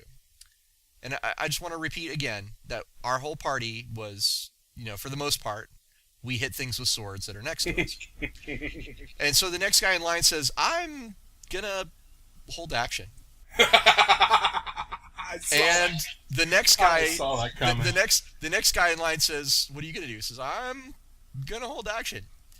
And he gets down to my character, who's the last one to go, and I'm like, I yell down there that good luck with whatever that is. And the guy playing the drow is like, wait, you're not... Oh my god! He kind of suddenly realized what had happened. And the rest of us were all just sort of like, so how many pieces do you think he's going to be in when this spell we started taking wagers on it, And it was ugly. It was definitely ugly. But you know what? He never did that again. So, that kind of cured the whole I use darkness and screw everyone who can't fight in darkness because, yeah. So there you go. That's what you get for being a lone wolf. Well, like I said, I think darkness is a really cool power, but it's one of those things where I think you have to really talk to the party ahead of time and say, okay, guys, there's going to be times when we're going to want this, right? Like when there's a Medusa with a gaze attack, that would be a good time. So, Darryl, do you have any stories of games going completely off the rails because the player does something weird? Darryl, you still there? I'm still here. Are you just thinking? I'm thinking. Let me check my notes. He's got notes. Well, I had to. Actually, yes. It was a nightlife game, oddly enough. Yay, nightlife!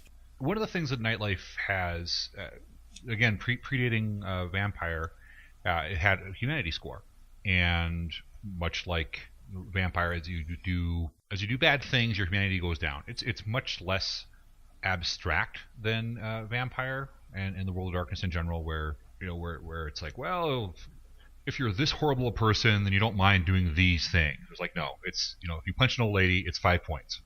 It doesn't matter how horrible you are, it's still 5 points. And as you start losing humanity, you become more and more monstrous, and eventually become an NPC.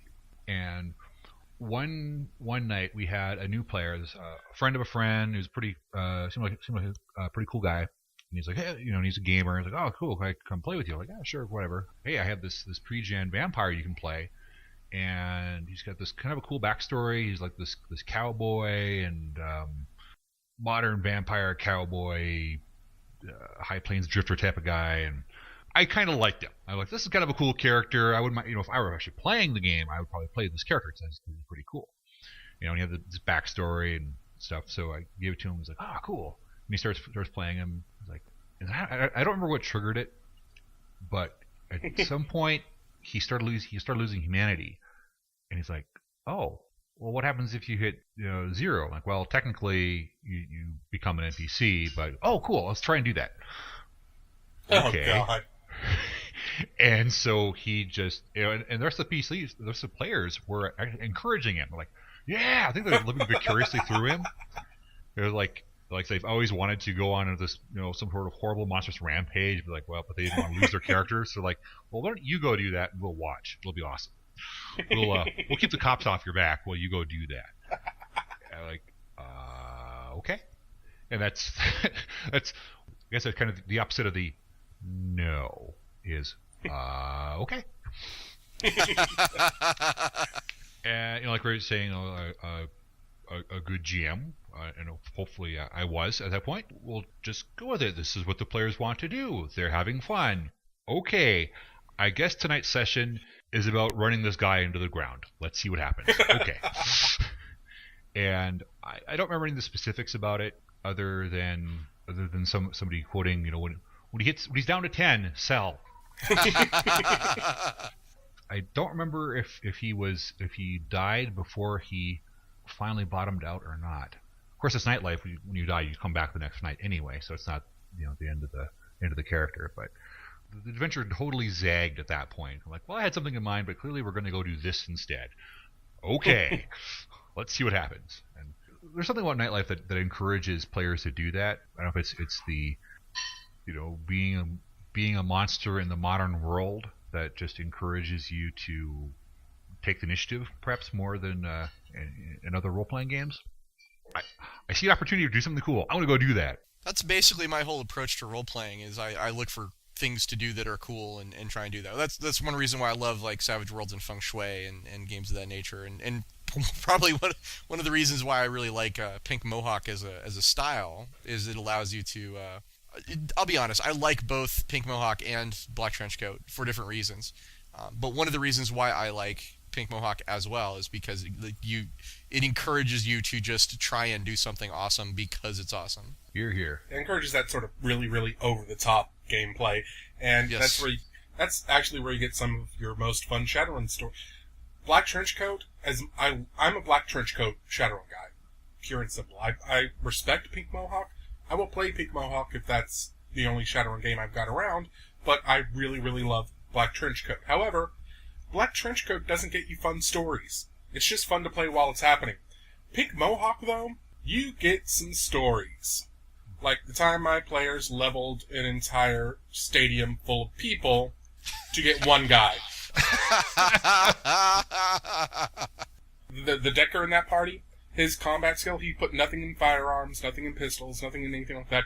He just took all the computer skills he needed and 6 ranks of demolitions. Plan B is Plan A with more explosives. No, there was no Plan B because Plan A had plenty of explosives. You didn't need any more explosives. A character gen, bought the baddest cyber tech he could afford, and I think it was 1,000 kilos of Simtex. Wow. For the record, I wasn't really paying attention to the availability rules at the time. I was like 18 years old, so I could have put the kibosh on that, but I was having a blast too at the time. But then you wouldn't have a great story. It's true, because if you are looking at it, totally Black Trenchcoat, and you're planning every detail. If you do your job right, you'll have a really boring session because you've already accounted for every variable. You've already made sure everything. So if you like, we've done it right. Okay, then make some dice rolls here and you succeed. Oh, I don't know. I think that's a point, Darryl. But I think really what Black Trenchcoat is trying to do is it's trying to give you all the good parts of a heist movie. Okay. So making the plan is definitely a part of a heist movie. It's one of my favorite parts of Black Trenchcoat. Is actually even like role playing out, like, okay, we're going to make a plan, and my character, made a scale model of the target building out of toothpicks. and frankly, it's kind of the point in a lot of cases. It's not so much about the execution, it's about the planning. The planning is where the fun comes in, because you're sitting there going over all these variables and coming up with the plan, which leads to a horror story that I had in a way. But, but Black Trenchcoat, it's about creating that plan.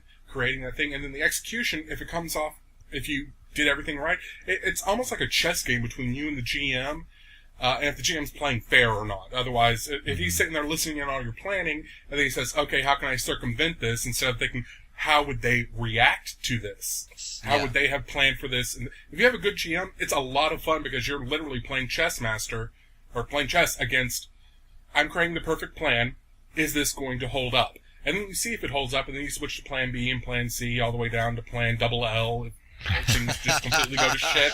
Which Plan Double L is Plan A in a pink mohawk game, for the record. But that actually brings me to a horror story that's a little bit out of gaming, but it's directly related to gaming.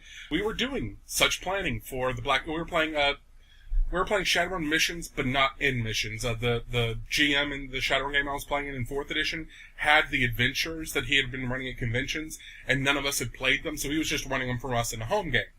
And so we played the thing and said, okay, you're going to get hired for this next thing. And so we had gotten hired for it, but we'd run out of time or someone had to leave or something.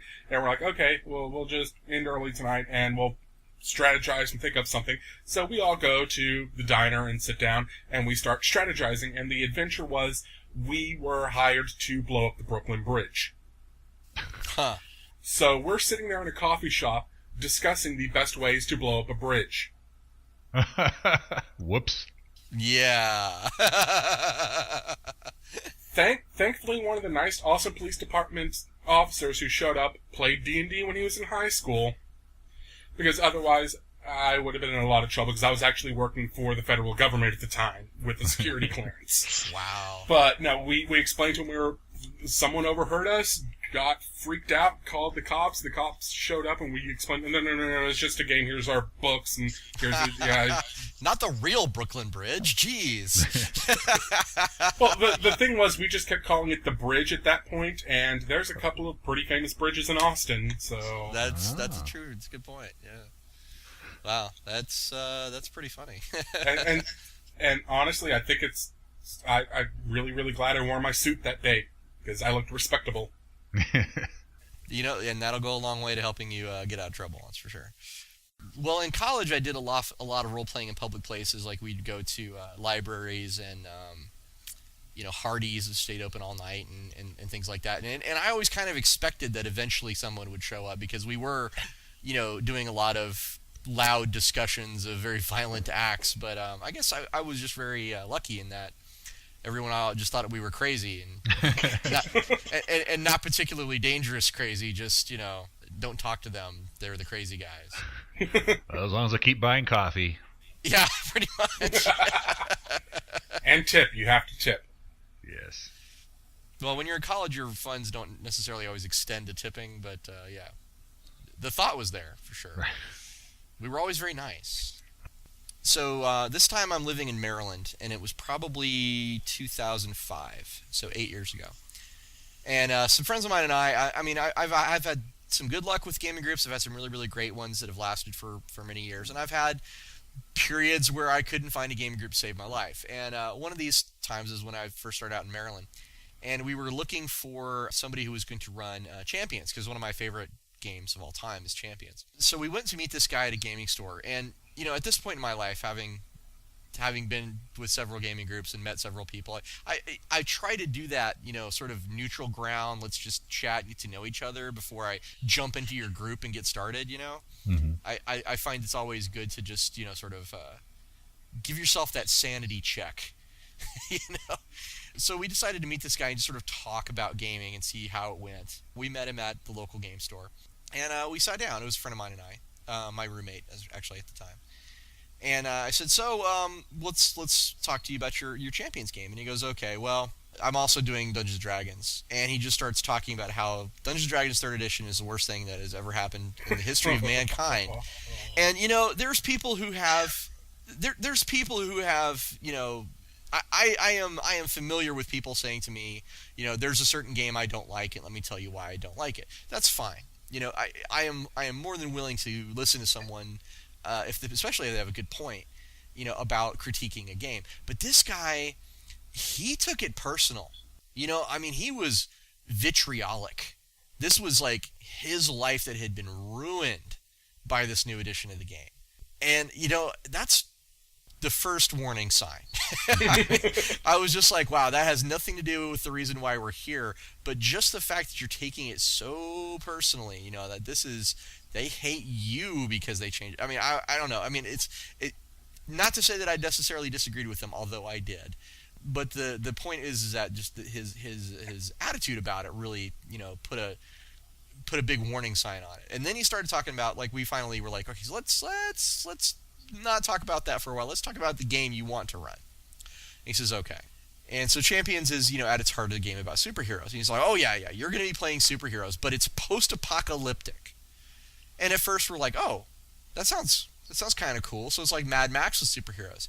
He goes, yeah, but there's like one city that they've rebuilt, and like the rest of the world is post-apocalyptic, but they've rebuilt this one city, and that's where you guys patrol. And we're like, okay, well, that's not nearly as cool. But all right, so we're patrolling the super futuristic city. He goes, yeah.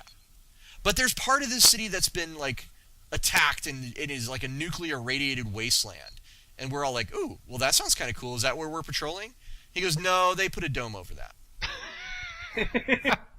And we're like, okay.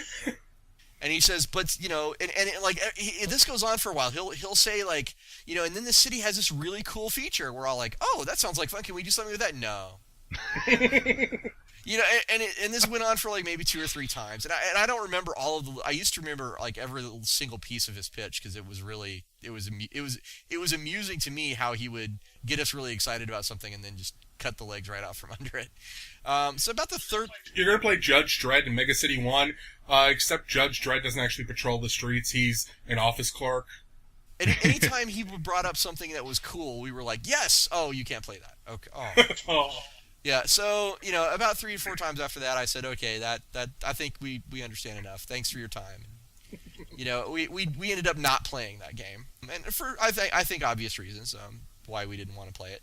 But it definitely struck a chord with me as to like, here are some things if you are meeting people for the first time and you want to talk about games, here are some things you shouldn't do.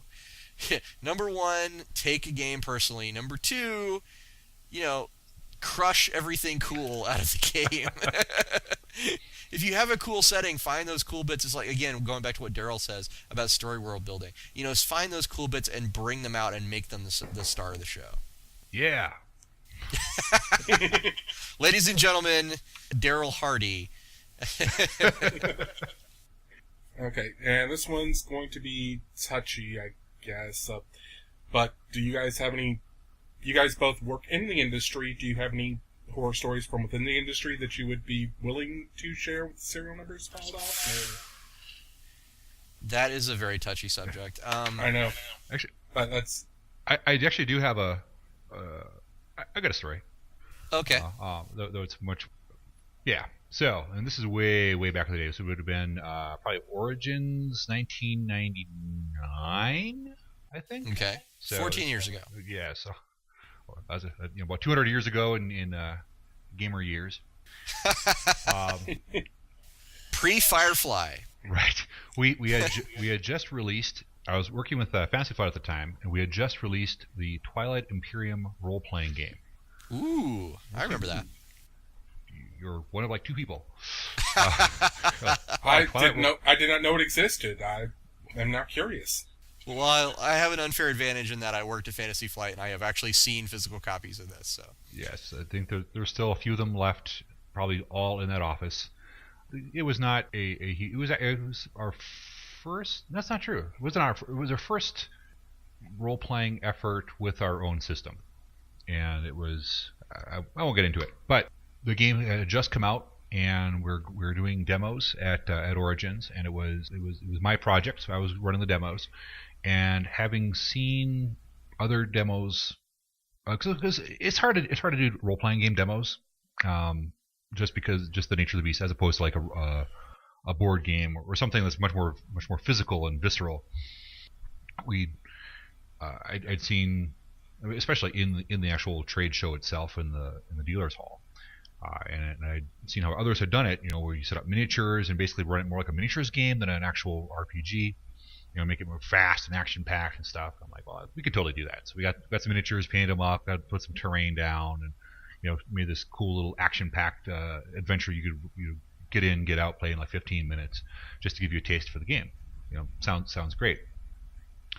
And so I set up and run some demos. This was the year that Disc Wars came out. This is specifically the convention that Disc Wars exploded.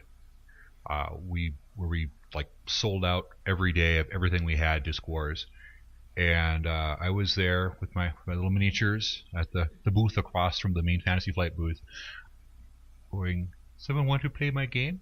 I have a cool role-playing game. Anyone? Bueller? We have blasters. Hello, anyone? Yeah. And finally, somebody came down, sat down, and I'm like, all right, and I'm like, all right, here's what I'm hearing him. And I give him the spiel, and I can see I'm losing him. I mean, anybody who's done demos, you know the look. They're like, Yes. Eye starts to wander, and then I pause. And like, actually, I wonder if you could tell me about that Disc Wars game.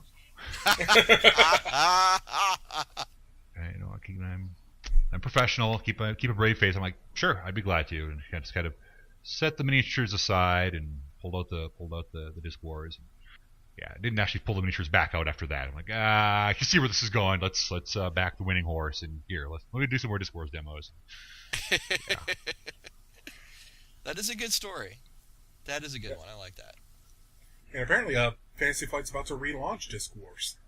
Yeah, they've got a Warhammer one that looks like it's in production right now, and that's really cool. Obviously, that license has done very, very well for them. So when I saw that, I was I was very taken aback. My first thought was, why would Games Workshop sign off on that? And then I realized, because it seems at first glance it seems like competition. That it's basically another tabletop battles game when Games Workshop has their own. You might have heard of it. Yes. Well, one thing to remember though is, I mean, despite the name, I mean, this is where a lot of people go wrong. Really, is Games Workshop is called Games Workshop, but what their business is really selling miniatures. Yes, that's what I realized. I was gonna say at first glance, they're like, that's competing. I'm like, no, not really, because people who want to buy miniatures will buy miniatures. They will never buy cardboard discs. Yes. Whereas people who might like cool fantasy battles in the Warhammer world will buy cardboard discs and to get that experience. So okay, I can see it. I can see why they would do that. Yeah, the difference is initial buy-in on the game of $50 or $100 versus $500 to $1,000. Yes. Well, it's also offering a different experience too. Like Darryl was saying, it's more like Disc Wars is more like a board game than it is a tactical miniature game, and it's going to grab people who are board gamers who are like, I kind of like Warhammer, but who are not hardcore miniature guys. And that's a good niche to aim for, and it seems, like I said, I suspect it will do well for them. So there you go.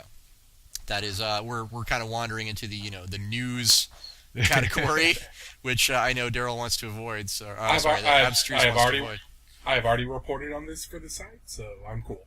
Okay, all right. I wouldn't have brought it up otherwise. Okay, all right. Fair enough. So is that it for anyone who wants to talk about industry stories? Because I understand no one really wants to. I'll talk about it, just enough to say that for me, it's a really touchy subject, and it's a thing I've wrestled with constantly. I still wrestle with it to this day, because there are experiences that I have had that have been very detrimental, and it makes me want to tell other people about them, not to aggrandize myself, and not even to say, not even to kind of slam, the people responsible, but really just to sort of as a warning, so that other people don't go through the frustrations and the issues that I've gone through. But I struggle with it because it's really hard for me, and I have taken a stance on this very publicly, that I try to be very professional about everything. I try to be I try to be an example, try to set the example in many ways. And so it's very difficult for me to try and find a way to be able to tell some of these stories, because there's part of me that really, really wants to, just because I think there is, you need to get the word out sometimes, and you need to get people to understand that certain companies just simply aren't reputable, and certain people just certainly you shouldn't work with professionally. But it's hard because you don't. I don't know if there's really a way. I'm sure there is. I guess I haven't figured it out. There is. There's got to be a way to do it. I can tell you what it is. Send a tip to your local gaming press person,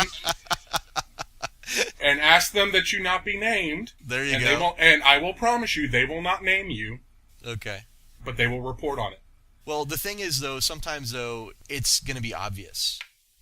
That's all I'm saying, is that occasionally you have, especially the more details you give, right? It's going to be like, oh, well, that can only be one person and that can only be one company, But you've got a point there that maybe this is really more where the role of the press can step in, and I guess we've actually shifted to horror stories that happen before the game gets to your table. Because there are people out there, especially professionally, who have gone through some horror stories.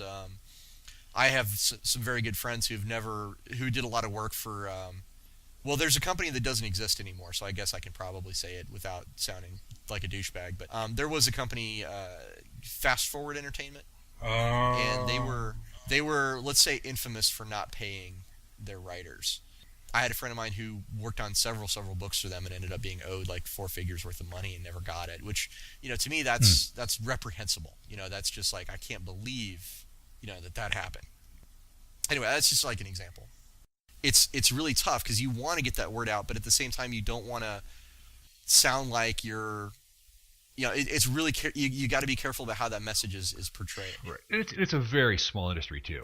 It is. It really is. And I don't want people to look at me and go, "That's the guy who's going to tell everybody, air dirty laundry." But at the same time, I do want to, if there's a new guy who's joining the industry and he's looking around for someone to work for, I want to steer him the right direction. And I think that's part of the. Sadly, that's part of the due diligence for the new guy. Obviously, if you're at a party or on a message board or whatever, and hey, I think about working for these guys. What do you think? You can be like, yes, but make sure you get paid up front or whatever. There's, but I think, that's part of being the new guy is asking those questions and going to the places where, whether it's, I don't know, where people go these days, RPGNet, that where the freelancers still hang out. Yeah, that's a good place to go for that.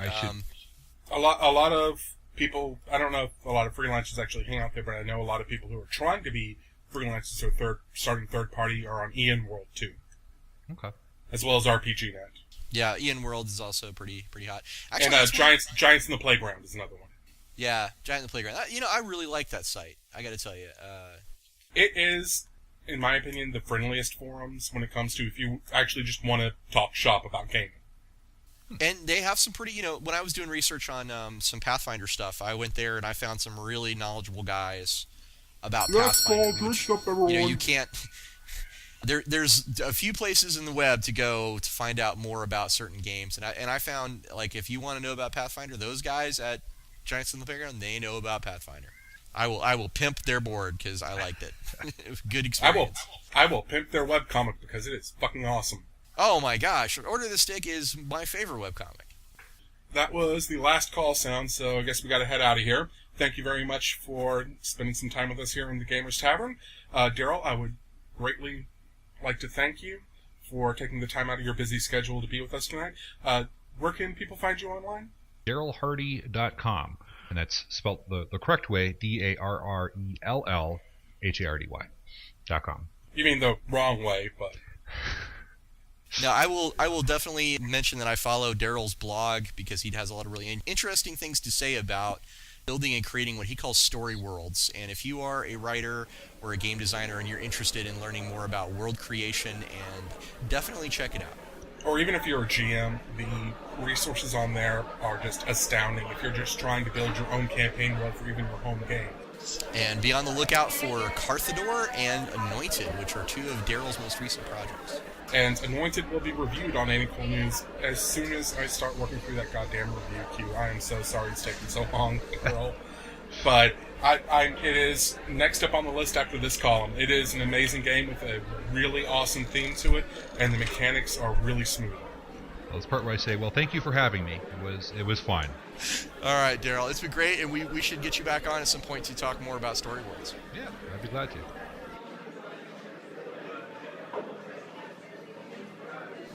Thank you for listening to You All Meet in a Tavern. We'd like to thank our guest Darrell Hardy for joining us tonight. You can find even more gaming fun at gamerstavern.org. If you would like to support the podcast, please go to our website, visit our sponsors, click on the donate button, leave a comment, or rate us on iTunes. Thank you again for listening, and until next time, the tavern is closed.